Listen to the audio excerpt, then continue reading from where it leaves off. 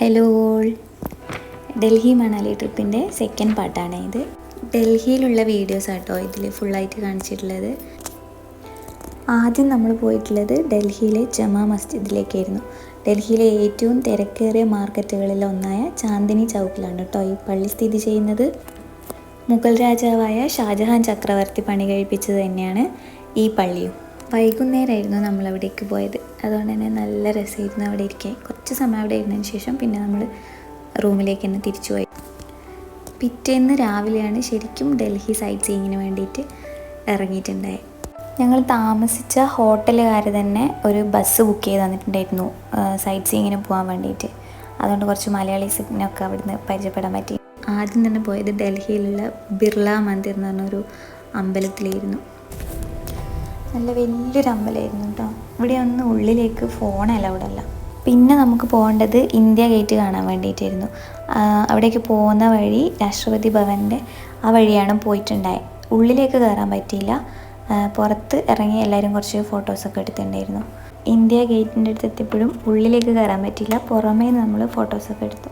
ലോകത്തിലെ തന്നെ ഏറ്റവും വലിയ യുദ്ധ സ്മാരകങ്ങളിൽ ഒന്നാണ് ഇന്ത്യ ഗേറ്റ് എന്ന് പറയുന്നത്. ഡൽഹീൻ്റെ ഏറ്റവും ഹൃദയഭാഗത്തായിട്ടാണ് ഇന്ത്യ ഗേറ്റ് സ്ഥിതി ചെയ്യുന്നത്. അത് കഴിഞ്ഞ് പിന്നെ നമ്മൾ പോയിട്ടുണ്ടായത് രാജ്ഘട്ടായിരുന്നു.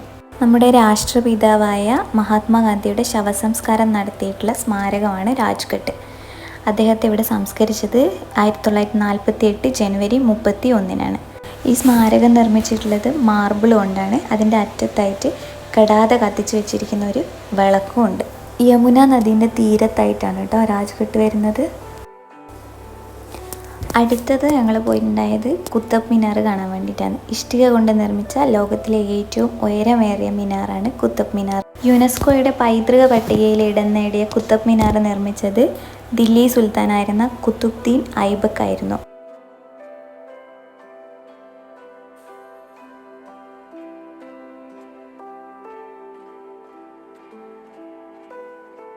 പിന്നെ ഞങ്ങൾ പോയത് അക്ഷർധാം ടെമ്പിളായിരുന്നു. അതിൻ്റെ വീഡിയോസും ഫോട്ടോസും ഒന്നുമില്ല, കാരണം അവിടെ ഫോണൊന്നും അലൗഡ് അല്ല. ഭയങ്കര സ്ട്രിക്റ്റാണ്. നമുക്ക് ഫോണൊന്നും അങ്ങോട്ടേക്ക് കൊണ്ടുപോകാനേ പറ്റില്ല. ഇത് ഞാൻ ജസ്റ്റ് 2 ഫോട്ടോ നമ്മളെ കാണിക്കാൻ വേണ്ടി മാത്രം ജസ്റ്റ് ഒരു ഫോട്ടോ വെച്ചതാണ്. ഇത് നമ്മൾ അവിടെ പോയിട്ട് തന്നെ എക്സ്പീരിയൻസ് ചെയ്യണം. ഭയങ്കര രസമാണ് കാണാൻ.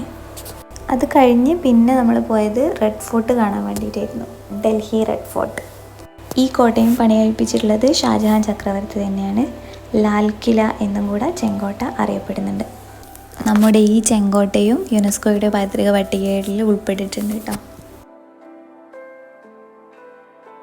കോട്ടയുടെ പ്രവേശന കവാടമാണ് കേട്ടോ ഇത്. ഇതിൻ്റെ പേരാണ് ലാഹോറി ഗേറ്റ്. ഈ ഗേറ്റിൻ്റെ 2 വശത്തുമായിട്ട് ഭാഗിക അഷ്ടഭുജാകൃതിയിലുള്ള ഗോപുരങ്ങളുണ്ട്.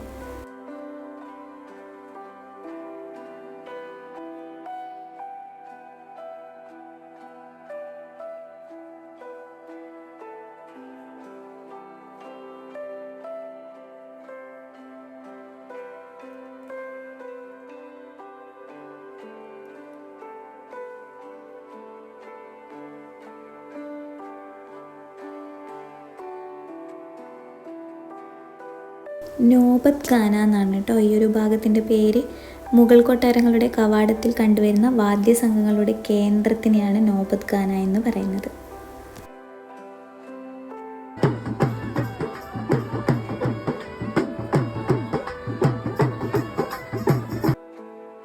ചെങ്കോട്ട കണ്ടതിന് ശേഷം പിന്നെ നമ്മൾ ഡൽഹി നഗരത്തിൻ്റെ സൗന്ദര്യം ആസ്വദിച്ചുകൊണ്ട് റൂമിലേക്ക് പോയി. രാത്രി 8 മണിക്കായിരുന്നു മണാലിയിലേക്കുള്ള വോൾവോ ബസ്സിൻ്റെ ടൈം. അപ്പോൾ ബാക്കി മണാലി വിശേഷങ്ങൾ അടുത്ത വീഡിയോയിൽ കാണാം. Bye, thank U.